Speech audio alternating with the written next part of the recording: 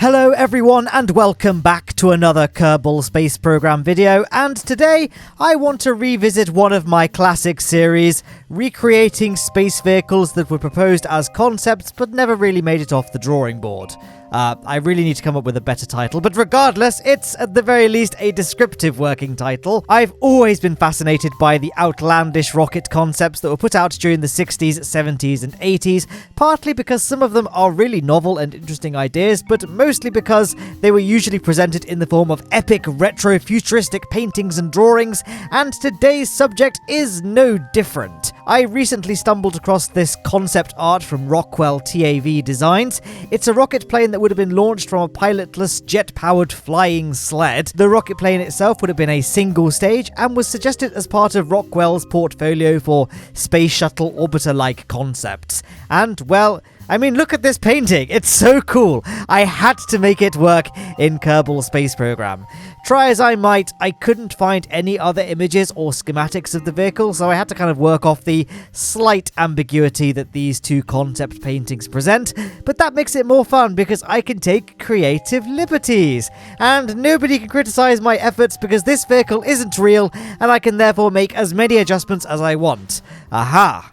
And as you can see from the time-lapse, I made the rocket plane a little bit larger than what I think it would have been if the aircraft were built for real. The concept drawings make it look like an oversized single-seat fighter plane, but I think what I've got here is still fairly close to the source material in terms of the overall general aesthetics. It's a bit bulkier because I wanted to add some additional practicality that would have made it more useful to NASA as an alternative to the Space Shuttle, by making it into a space shuttle, I guess. Except one that somehow flies even worse than the real thing. Although I guess we'll cover that topic when we get to it. And to elaborate a little on what I mean when I say I made it into a real space shuttle, I mean I added this big cargo bay behind the cockpit, and I decided to fill it up with a small moon lander to kind of simulate what I guess a semi-heavy piece of cargo would be, to showcase this space shuttle's ability to lift cargo into space. And because I thought it'd be quite cool. This thing only has the Delta V to reach low Kerbin orbit, which, you know, not the most exciting destination, but by being able to visit another celestial body, plant a flag, do some science, makes the mission and hopefully the video a little bit more exciting, a little bit more engaging, because that's what we're going to be launching from the cargo hold of the Space Shuttle. But it looks like the Space Shuttle itself is pretty much done. Just some I's to dot, T's to cross, but otherwise I'd say it's pretty much done, which means we can get to constructing the sled. Now, the sled itself isn't particularly well detailed in the drawings. It wasn't really clear how many engines it has, or, you know, what sort of engines power it. All we know is that it would have launched the rocket plane at subsonic speed. So I'm going to make sure that when we launch the shuttle, we're going to be going under Mach 1. And obviously for the flight while it's on the sled, we're going to be aiming to stay underneath Mach 1 as well. Now, unfortunately, in Kerbal Space Program, I couldn't get this sled to be able to lift the Space Shuttle with anything other than the Whiplash engines, which of course are modelled after the SR-71's engines and are therefore very much not subsonic engines. They can go very, very quick. So I'm going to have to keep an eye on the throttle. I've got Kerbal Engineer Redux installed, so we can keep an eye on our Mach number as well to make sure we don't get above Mach 1. I'll probably hold it fairly close to Mach 1 just because I don't want the video to go on too long, and the ascension isn't the most exciting thing. You guys probably want me to get to the actual deployment of the shuttle itself, so we won't dilly-dally too much. We've got a lot of engines, really. I mean, this thing is obviously quite a heavy mass to lift, so we did need quite a few Whiplash engines. But there is the sled there, and with the sled constructed, I don't think there's much more we need to do. I'm just going to, you know, fiddle around with the action groups, do a few sort of fine-tune adjustments here and there, or I'm going to add some solid rocket motors to the sled as well, just to help the two craft separate. They didn't really help a great deal. The craft did not separate very, very easily at all. Took a couple of attempts to get the separation to go cleanly without either of the vehicles exploding, but we got there in the end, and that's the take that you're about to watch now as we launch. We cruise along the runway, accelerating to takeoff speed, and then you guys know how this goes, right? I'm going to fly it, and we're just going to do the mission that I talked about Don't know why I'm digging myself this hole, really. So the first stage in our flight plan, well, I guess the first stage in our flight plan is to get off the ground. Then once we've done that, we can retract our landing gear, and then we're going to hold a fairly shallow angle of attack to basically pick up lots of speed. I found that going for an angle of attack greater than about 10 degrees on the nav ball initially was a bad idea, because the whole craft would start listing to the left or the right, and it became very hard to control. So I found that you got to hold about 10 degrees for a bit just to pick up a lot of speed, and then once your speed starts to climb and you start getting kind of closer to that Mach 1 number, then you can start nosing up a little bit more aggressively, and the ship holds itself nice and stable. Or at least as stable as a ship this inherently unstable can be. And as you can see, we have now pointed ourselves upward a little bit more steeply, and this is pretty much going to be the angle that we hold until we reach our launch altitude, which I arbitrarily set as 10 kilometers because that just seemed like a nice, clean, round number. Again, the concept art and description doesn't really give a clear indication as to what the takeoff height would be. I mean, I guess one of the paintings, it does show it looks fairly low to the ground, but again, it's a concept painting. The artist might not have known, you know, what the exact details were, which actually, now I say that out loud, would have been weird considering they were the ones showcasing what the figure would have looked like. But regardless, because there is ambiguity, I'm just going to roll with it. Anyway, here I've made a quick save. I've called it Separation 1, which means only one thing.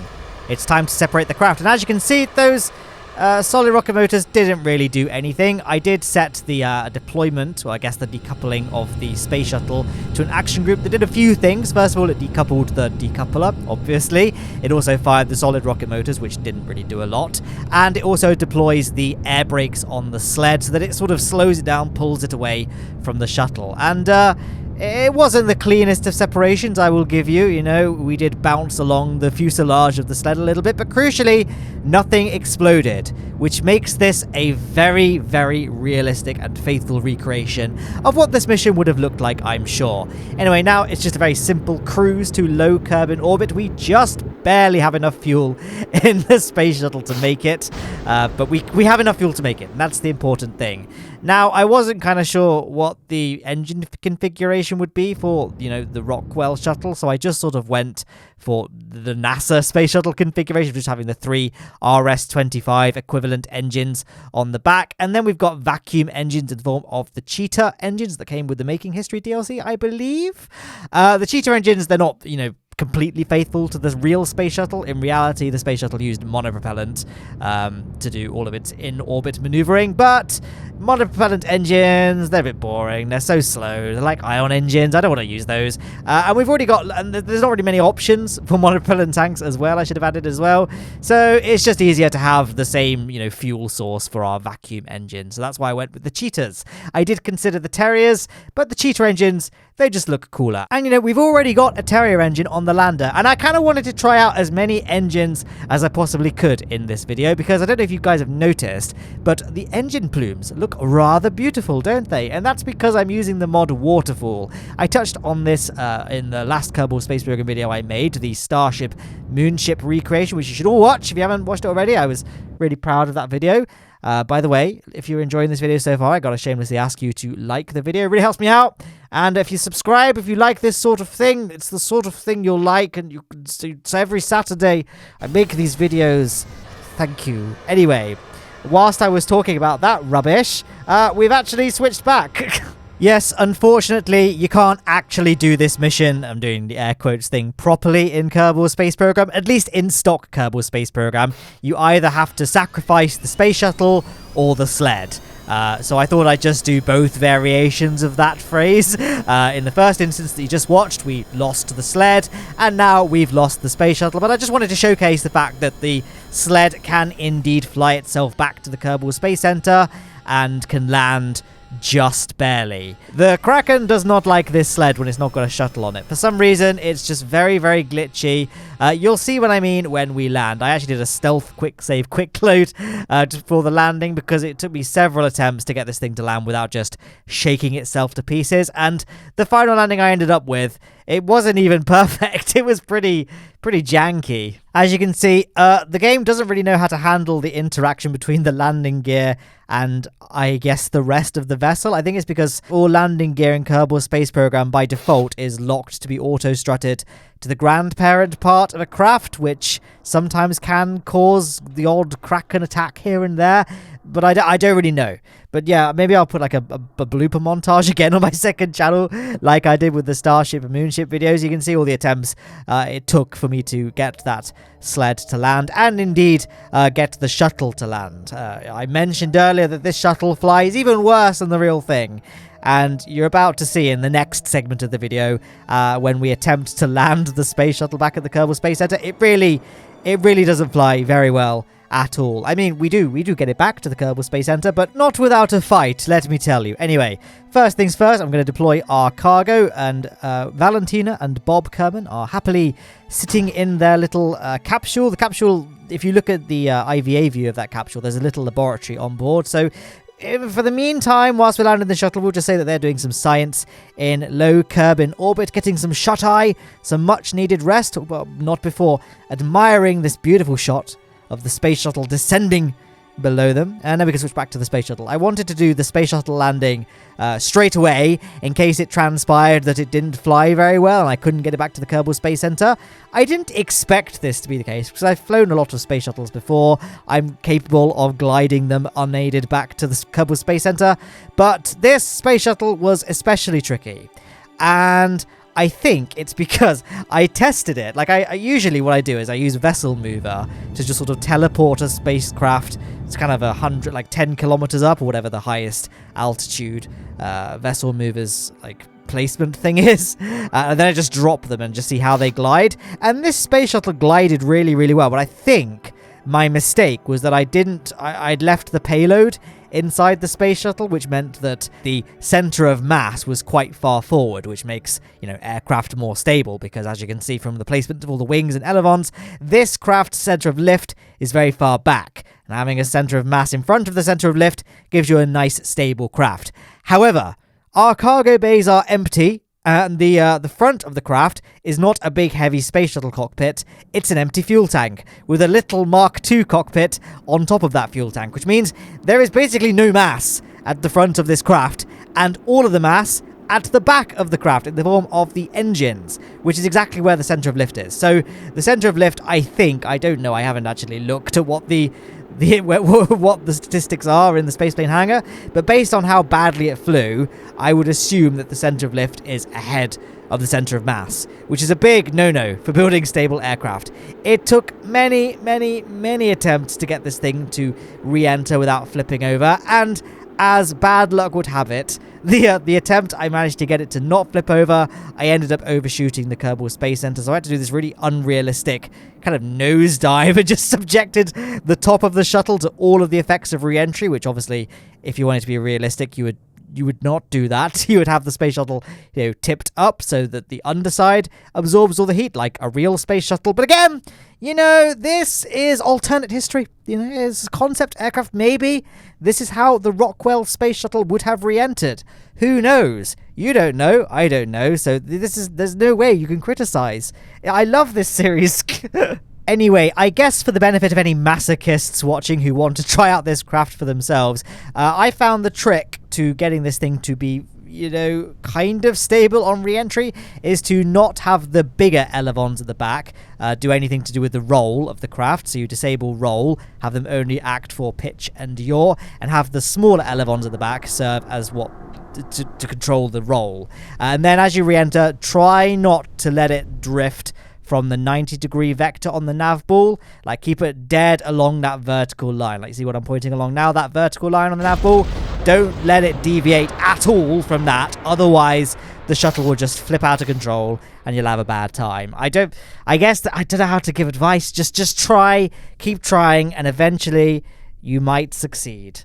But my general recommendation above all else is just to not use this craft. Make your own shuttle and actually plan properly and make sure that it can fly without a fully laden cargo bay, which I should have done. But I was in a rush, it's Thursday And I like to have these videos completely done for Friday, because Friday is when I start editing Space this week. Like, Space this week, I usually edit on, like, Sunday, because that means that the news I'm talking about is as up-to-date and relevant as possible for Monday's publication.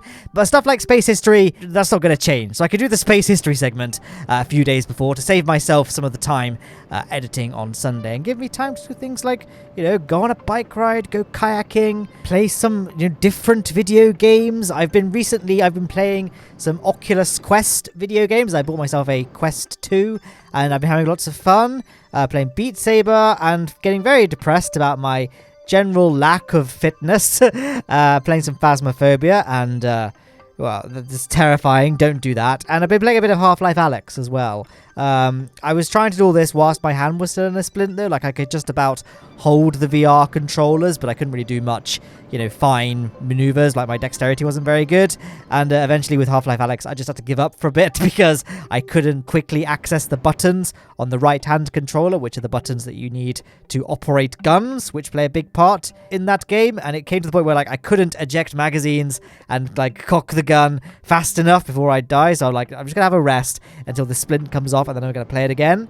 And I guess I should play it again now my splint is off. I guess the reason I haven't picked it up again yet is because at the moment in the UK we're having some very sunny weather, which doesn't happen very often, so you've really got to make the most of it whenever you can when you get sunny weather in the UK, because it's not going to last. So we're going to go on a lot of bike rides and stuff. You should subscribe. Again, I'm plugging my second channel once more. Subscribe to my second channel. I've been putting up some cycling time lapses, which are very interesting to me. I think for most people they're not that exciting unless you live in the same city I live in, which is Plymouth. But you know, you might enjoy them, so you could always check them out. Here we are on the Mun, by the way. Just sort of talked over that entire part of the video, didn't I? Going from low curb in orbit to the Mun. Although I guess any regular viewers of this channel, or indeed just people that play Kerbal Space Program, are probably familiar with landing on the Mun. That was probably quite a slight insult to anyone that's still struggling to get to the Mun. Apologies.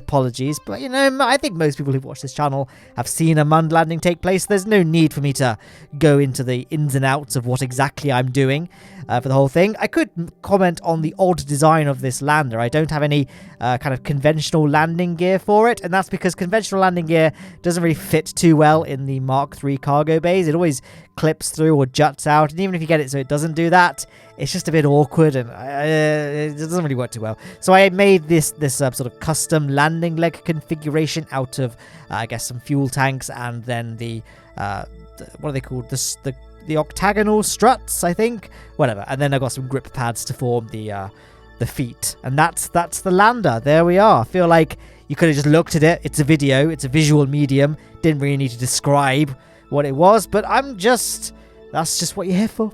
We're now over 17 minutes in, so we're all just starting to embrace the effects of madness as we just continue down this spiral, really. And down is not where we're going now. We're going up, because we're ascending. Thank you for watching my epic video game commentary, or epic strats, etc., for Kerbal Space Program. I guess there's really not a lot to say, is there? I mean, it's a Mun ascent, not a very good Mun ascent, actually. I went past apoapsis and just carried on burning towards the ground, so I had to point up again to make sure that we were definitely burning before our apogee, which we now are. And wow, doesn't the Terrier look nice? The Terrier engine's like sound and plume was a bit ugly in stock, and I must say this mod, once again, cannot recommend the waterfall mod enough. It looks really, really nice. And there we are. I forgot to set the camera to free, which means that we got that really unsatisfactory tilt as we transitioned from, what is it, like orbital mode? No, surface mode to orbital mode. I don't know which camera's auto mode uses for its in-orbit and not in-orbit views, but whatever, I hate it. The free cam should just be the default camera. And I say this very frequently because it's true, and I feel like if I keep saying it, then eventually someone at Squad will see, and they will see the line. They'll be like, "Oh, that Matt Lowne fellow, that's right. The free cam is superior. Why have we not made it the default camera?"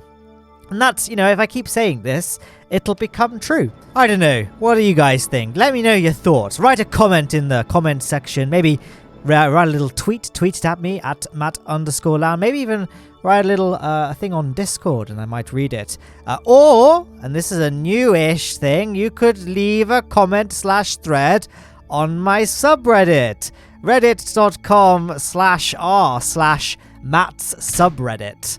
I kept on getting invited to subreddits that people made about me. Like there's the Matt Lowne subreddit, official Matt Lowne subreddit, Matt_Lowne subreddit, which I think got banned for some reason. There's quite a few now, and I'm like, enough is enough. I need to just pick one of these and make it the official subreddit so that we don't keep getting lots and lots of Matt Lowne subreddits that they don't need to exist because they just negate each other. So that's it. That's now the official one. I can't remember who set it up. I think Max the Memer was the username. Well done. You did it. You set up the subreddit that I've designated as the official one. So there you go. You guys can go there. Just Matt's subreddit, all one word. And I've posted a couple of things on there. Some great memes. We've had some epic internet discussions. And that's it. We've landed, by the way, in the desert. Thank you all for watching this video. Did you guys enjoy it? I don't know. There's some Patreons on screen, by the way. Thank you so much to all my patrons. They really help keep this content going. But yeah, I really hope you did enjoy this video, like, sincerely. I had a lot of fun designing this craft. I always like, going into alternate history missions, and this one was certainly a fun one, albeit a difficult one. Anyway, there's more videos on screen. I've run out of time, so I can't talk about them. Check them out if you want. That's it. Goodbye!